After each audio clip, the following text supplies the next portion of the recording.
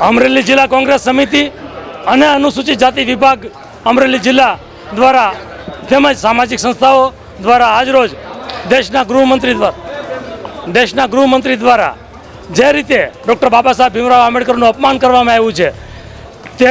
દેશની માફી માંગે અને ગૃહમંત્રી તરીકે રાજીનામું આપે તેવી લાગણીને માંગણી સાથે આજરોજ અમે રાષ્ટ્રપતિશ્રીને કલેક્ટર મારફત આવેદનપત્ર આપેલું છે અને વારાઘડીએ આવા મહાપુરુષોનું ભારતીય જનતા પાર્ટીના પીઠારા નેતાઓ દ્વારા જે અપમાન કરવામાં આવી રહ્યું છે તે ક્યારેય સાખી લેવાનું નહીં આવે અને હવે હદ થઈ ગઈ. ગુજરાતના ભૂતપૂર્વ તડીપારે જે રીતે મહાપુરુષોના અપમાન કરી રહ્યા છે ક્યારેય સાખી લેવામાં નહીં આવે અને દેશની જનતા હવે જાગી ગઈ છે.